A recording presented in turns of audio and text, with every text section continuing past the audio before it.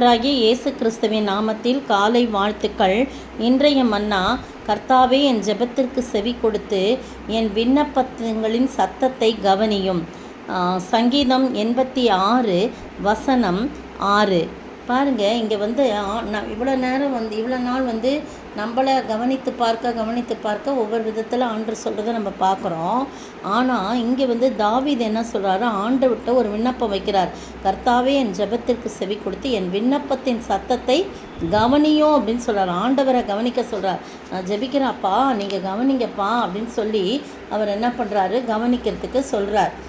ஆண்டவரை கவனிக்க சொல்கிறார். ஏன்னா அடுத்த வசனம் சொல்லுது, நான் துயரப்படுகிற நாளில் உம்மை நோக்கி கூப்பிடுவேன், நீர் என்னை கேட்டருளுவீர் அப்படின்னு சொல்கிறார். நான் கஷ்டப்படுற நேரத்தில் உங்களை நோக்கி தான்ப்பா நான் கூப்பிடுறேன், நீர் என்னை கேட்டறணும். அப்போ நான் என்ன கேட்குறேன்றதை நீங்கள் கவனிச்சாதான் நீங்கள் எனக்கு பதில் கொடுக்க முடியும்ப்பா, செவி கொடுக்க முடியும் அப்படின்னு சொல்லி சொல்கிறார். அதே நேரத்தில் ஆண்டவரை புகழ்ந்து ஸ்தோத்தரிக்கிறத நம்ம பார்க்குறோம். பாருங்கள், தன்னையும் ஆண்டவருடைய சமூகத்தில் ஒப்படைச்சி ஜெபிக்கிறார். 4-5 வசனத்தில் 5 வசனத்தில் ஆண்டவரை துதிக்கிறார். நீ நல்லவரும் மன்னிக்கிறவரும் உம்மை நோக்கி கூப்பிடுகிற யாவர் மேலும் கிருபை மிகுந்தவருமாய் இருக்குன்னு சொல்லிட்டு தான் கர்த்தாவே என் ஜெபத்துக்கு செவி கொடுத்து என் விண்ணப்பங்களின் சத்தத்தை கவனியும் சொல்கிறார். நம்முடைய ஆண்டவர் ஜீவனுள்ள ஆண்டவர். அவர் உருவாக்கப்பட்டவர் அல்ல, நாம் தான் அவரால் உருவாக்கப்பட்டோம். எனவே நாம் அவரை நோக்கி தைரியமாக சொல்ல, ஆண்டவரே நீங்கள் கவனிங்கப்பா, நீங்கள் கேளுங்கப்பா அப்படின்னு சொல்லி நம்ம கேட்கும்போது, அருமையான ஆண்டவர், இரக்கமுள்ளவர், உருக்கமுள்ளவர். ஆண்டவர் சொல்கிறாரு, நான் மன உருக்கமும் இரக்கமும் நீடிய சாந்தம் மிகுந்த கிருபையுமுள்ள ஆண்டவர் சொல்கிறார். உம்மை நோக்கி கூப்பிடுகிற யாவர் மேலும் கிருபை மிகுந்தவராய் இருக்கிறேன்னு சொல்லிட்டு என் விண்ணப்பத்தை கேளும், என் விண்ணப்பங்களை சத்தத்துக்கு கவனியும், என் ஜெபத்துக்கு செவி கொடும் அப்படின்னு சொல்கிறத பார்க்குறோம். பாருங்க, அதே மாதிரி 8 வசனத்துலேயும் புகழ்றார். ஆண்டவரே, தேவர்களுக்குள்ளே உமக்கு நிகரில்லை, உம்முடைய கிரியைகளுக்கு ஒப்பும் இல்லை அப்படின்னு சொல்லப்பட்டிருக்கு. அப்போது இதில் பார்த்தீங்கன்னா 130 சங்கீதத்தில் அதுலேயும் பாருங்கள் ஒரு வசனம் இருக்குது. ஏன்னா அப்படின்னு சொல்லும்போது 130:2 பாருங்கள், ஆண்டவரே என் சத்தத்தை கேளும், என் விண்ணப்பங்களின் சத்தத்துக்கு உமது செவிகள் கவனித்திருப்பதாக. கவனியோன்னு சொல்கிறாங்க. இங்கே நீர் கவனியோன்னு சொல்லப்பட்டிருக்குது.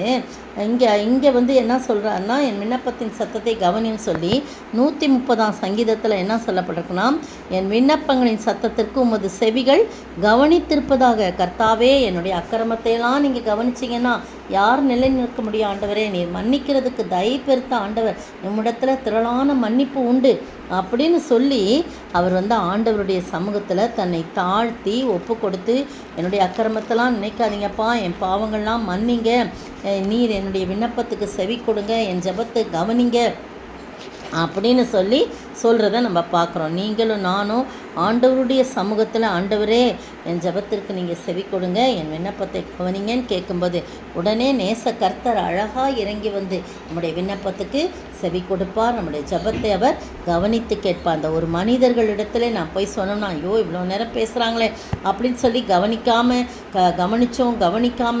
இருக்கிறவங்களாம் உண்டு இல்லையா?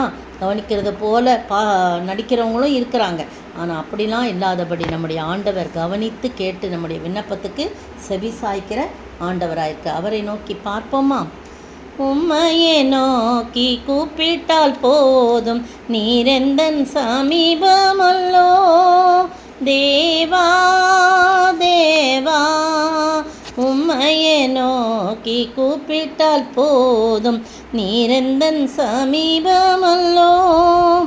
எந்த நீன் பாரத்தை உந்தனில் வைத்திட்டேன், ஆதரிப்பீரேசு நாதா. அல்லேலூயா, கல்வாரி சிலுவை நாதா. அல்லேலூயா, கிருபை தந்திடும் நேசாம். சோத்திரிக்கிற ஆண்டவரே, துதிக்கிற ராஜா, உண்மையே நாடி ஓடி வந்திருக்கணும் ஆண்டவரே. நீங்கள் தான் எங்களுடைய விண்ணப்பத்தின் சத்தத்தை கவனிங்க ஆண்டவரே. எங்கள் ஜெபத்தை நீங்கள் ஜெபத்துக்கு செவி கொடுங்க ஆண்டவரே. கர்த்தாவே, உங்களுடைய செவியை கவனித்து கேளுங்க ஆண்டவரே. எங்களுடைய விண்ணப்பத்திற்கு சங்கீதக்காரன் எவ்வளோ உரிமையோடு சொல்கிறார், ஆண்டவரே நீர் தான் உயர்ந்தவர், உம்மை நோக்கி கூப்பிடுகிற யாவருக்கும் நீர் பதில் கொடுக்கிற ஆண்டவராய் இருக்கிறீர். ஆண்டவரே நீர் உயர்ந்தவர், உத்தமர். ஆண்டவரே நீர் மன்னிப்பதில் தயை பெருத்தவர். எங்களுடைய அக்கிரமத்தை நீ நினைப்பீரென்றால் யார் நிலை நிற்கக்கூடும் ஆண்டவரே? யாருமே நிற்க முடியாது ஆண்டவரே. எல்லாவற்றையும் மன்னித்து மறந்து எங்களுடைய விண்ணப்பத்துக்கு கவனித்து நீ செவி கொடுக்கிறவராய் இருக்கிற பண்ணாலும் நீ ஸ்தோத்திரிக்கிறோம். நாங்கள் தைரியமாய் மண்டை வர நீர் உதவி செய்ய வேண்டும் என்று கர்த்தரும் மீட்பெரும் ராஜாவுமாய் இயேசு கிறிஸ்துவின் விலையேற பெற்ற நாமத்தில் ஜெபிக்கிறேன் பிதாவே, ஆமேன். நேற்றைய பதில், அந்த ஆவியிலே அவர் போய் காவலிலுள்ள ஆவிகளுக்கு பிரசங்கித்தார். 1 பேதுரு 3:19. இன்றைய கேள்வி, எது நிமித்தம் தேவனை மகிமைப்படுத்த கடவன்? ஒருவன் எது நிமித்தம் தேவனை மகிமைப்படுத்த கடவன்?